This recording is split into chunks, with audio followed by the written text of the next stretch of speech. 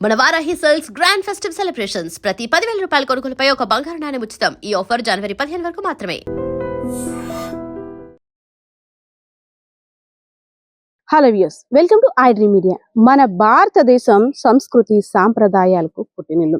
అందులో భాగంగానే భారతదేశంలో జరిగే ప్రతి పండుగ కూడా ఒక్కొక్క ఏరియాలో ఒక్కొక్క రకమైన విశిష్టత ఉంటుంది. పార్వతీపురం మన్యం జిల్లా కురుపాం నియోజకవర్గంలో కందికొత్తల పండగ వేడుకలన్నీ కూడా ఆ సంబరాలు అంబరాన్ని అంటున్నాయి. సో కందికొత్తల పండగ అంటే ఏంటి అంటే, వనదేవతకి అదేవిధంగా ప్రకృతికి భూదేవతకి ప్రత్యేక ప్రార్థన చేస్తూ గిరిజనులు పండించుకున్న పంటని నైవేద్యంగా ప్రసాదంగా సమర్పించుకోవడం కందికొత్తల పండగ.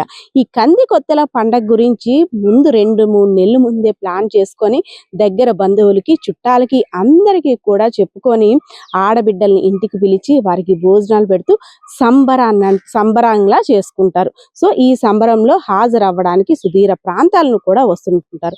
వీళ్ళే కాదు, ప్రభుత్వ అధికారులు, జిల్లా స్థాయి అధికారులు కూడా, జిల్లా కలెక్టర్ కూడా ఈ సంబరాల్లో పాల్గొని ఈ పండగ యొక్క విశిష్టతని అందరికీ తెలియజేస్తారు. కందికొత్తల పండగ అసలు ఏంటి అంటే, సంస్కృతి సాంప్రదాయానికి ప్రత్యేకంగా నిలిచినటువంటి ఆ అడవి బిడ్డలు చేసుకునే పండగ. ప్రకృతి నుండి మనకి వచ్చే ప్రతిదీ కూడా గొప్ప వరం.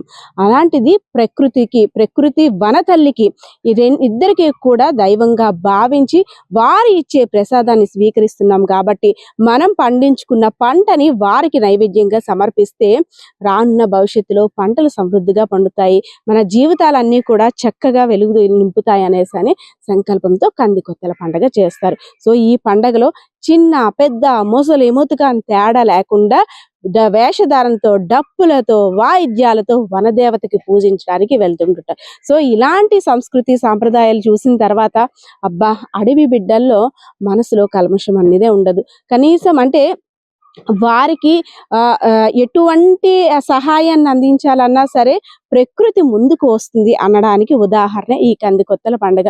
సో ఈ కందికొత్తల పండుగ గురించి ఆ గిరిజన గ్రామస్తులు ఏమంటున్నారు, అదేవిధంగా ప్రభుత్వ అధికారులు కూడా అక్కడ నృత్యాలతో, ఆటపాటలతో ఎంత ఆనందంగా మైమర్చిపోతున్నారో ఆ విజువల్లో కూడా చూడొచ్చు. అదేవిధంగా సంక్రాంతి సంబరాలు అని మనం ఎంత ఇంపార్టెన్స్ ఇస్తామో, ముఖ్యంగా గిరిజనులు, అడవి బిడ్డలందరూ కూడా కందికొత్తల పండుగ వేడుకని చాలా గ్రాండ్ గా చేసుకోవడానికి ప్లాన్స్ చేస్తుంటారు. కందికొత్తల పండుగ వచ్చిందంటే చాలు, ఓయ్ మీ ఆడపిల్లల్ని ఎప్పుడు పిలుస్తున్నావు, వనదేవతకి ఏం మొక్కున్నావు, వనదేవతకి బట్టలు ఎప్పుడు చూపిస్తున్నావు, అది ఇది వనదేవతకి ఈసారి ఏం ప్రసాదం పెడతాం, మీరు కందికొత్తల పండుగకి రెడీ అయిపోయారా లేదా అంటూ ఓ హడావిడి మామూలుగా ఉండదు. ఒకసారి గిరిజన గ్రామస్తులు కందికొత్తల పండుగ గురించి ఏమంటున్నారు వారి మాటలోనే వినేద్దాం. అందరికీ నమస్కారం. నా పేరు అడ్డాకుల నరేష్, గుమ్మడిస్పూర్ మండలం, తాడికొండ గ్రామం. ఈరోజు ఏదైతే కంది పండుగ గురించి మాకున్న తాతలు ఇంకా ముత్తాతల నుండి ఈ సాంప్రదాయం, ఆచారం అనేది వస్తుంది. మాకు ఎటువంటి కొండ దినుసులు అనేవి పండిన పంట ఇంటికి వచ్చే నాటికి మా పెద్దలకి, మా కులదైవాలకి నైవేద్యం పెట్టిన తర్వాతే ఈ పండగ అనేది మేము జరుపుకుంటాం. ఈ పండగ అనేది సుమారుగా 7-9 రోజులు జరుగుతుంది.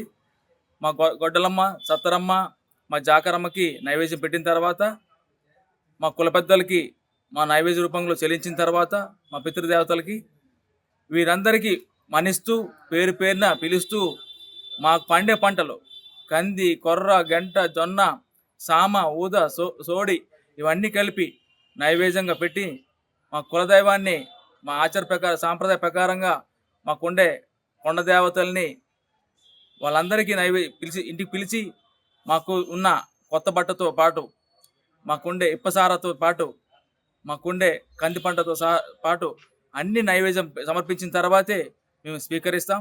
ఈ స్వీకరించిన తర్వాత నుండి ఈ దినుసును మొత్తం మేము తింటాం. అంతకుముందు ఇంటికి ఉంచుకున్న తర్వాతే ఈ పంట నైవేద్యం పెట్టిన తర్వాత మేము తింటామనేది ఈ ద్వారా మీకు తెలియజేస్తున్నాం. నమస్కారం అండి, నా పేరు రబ్బా లోవరాజు. మాది పార్వతీపురం మన్యం జిల్లా తూర్పు కనుమల ప్రాంతానికి చెందిన ఆదివాసులం మేము. మా ప్రాంతంలో డిసెంబర్ నెల చివరి వారంలో ఏవైతే మా ప్రాంతంలో పండించినటువంటి పంటలు, జొన్న, ధాన్యము, కందులు, ఇతర పంటలన్నీ కూడా ఇంటికి చేరిన శుభ సందర్భంగా మా ప్రాంతంలో కురుపం, గుమ్మలక్ష్మపురం సుమారుగా 60 నుంచి 80 గ్రామాలు ఆదివాసులమి. కందికొత్తలు అనే పండగ తరతరాలుగా మా పూర్వీకుల నుంచి కూడా మేము ఇక్కడ జరుపుకోవడం జరుగుతుంది. ముందుగా ఇరిడి గ్రామంలో కప్పరమ్మ తల్లికి పూజలతో మొదలుపెట్టి ఈ డిసెంబర్ చివరి మాసం మొత్తం కూడా ప్రతి గ్రామాన్ని కూడా అత్యంత వైభవంగా చిన్నలు, పెద్దలు, ఆడ, మగ అందరము కూడా ఈ వారం 2 వారాలు కూడా ఈ పండగ జరుపుకోవడం జరుగుతుంది. దీని యొక్క ప్రధాన ఉద్దేశం ఏంటంటే మాకు పండినటువంటి పంటలు మా ఇంటికి చేరిన శుభ సందర్భంగా ప్రకృతికే మాకు దైవం. ఆదివాసులంటే ఏ మతంతోని దేనికి సంబంధం ఉండదు. ప్రకృతిని, వనాన్ని మేము పూజిస్తాము. ఏవైతే మా పంటలకి మేము పనిముట్లుగా ఉపయోగిస్తామో గొడ్డల్ని ఇవన్నిటిని వాటినే పూజించి ఈ డిసెంబర్ చివరి వారంలో కందికొత్తలు అనే పండగని మేము అత్యంత వైభవంగా జరుపుకుంటాం. కాబట్టిగా మా యొక్క ఈ పండగని ప్రపంచవ్యాప్తంగా తెలియజేసి మా ఆదివాసుల యొక్క ఆచార సాంప్రదాయాలు అందరూ గౌరవిస్తారని ఈ సందర్భంగా తెలియజేసుకుంటున్నాం. నమస్కారం. ఆనవాయితీగా వస్తుంది. ఈరోజు ఇక్కడ చూస్తున్నటువంటి ఈ సంబరాలు చూస్తే ఎవరికైనా కూడా ఆనందం అనేటువంటిది ఏంటనేటువంటి తెలుస్తుంది. మీ మొహాల్లో కనిపిస్తున్నటువంటి ఈ ఆనందం సంవత్సరం పొడవునా ఉండాలని చెప్పి ఆకాంక్షిస్తున్నాను. మన పంటలన్నీ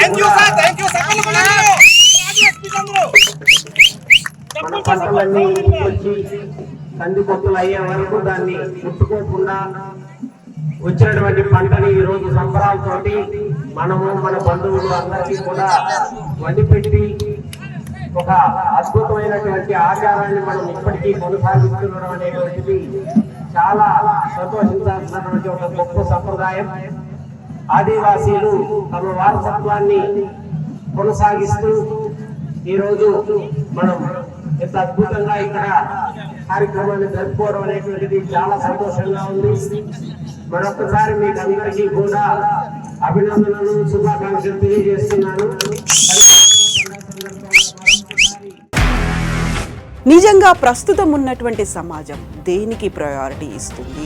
ఆర్థిక సంబంధాల చుట్టూ మాత్రమే తిరుగుతోంది. మళ్ళీ ఎన్నికలంగానే చాలా విరక్తి కలుగుతున్నాం. మంచి అనిపిస్తుంది కదా, లేడీస్ కూడా ఛాలెంజింగ్ జాబ్స్ చేసినప్పుడు చాలా బాగుంటది. ట్రాఫిక్ అసిస్టెంట్స్ గా నియమించిన ట్రాన్స్జెండర్స్ అందరితో సాల్యూట్ చేయించుకుంటున్నారు. ఫుడ్ డెలివరీ ఇవ్వటానికి వెళ్ళినటువంటి డెలివరీ బాయ్ అనిల్ పై కళ్ళ ముందు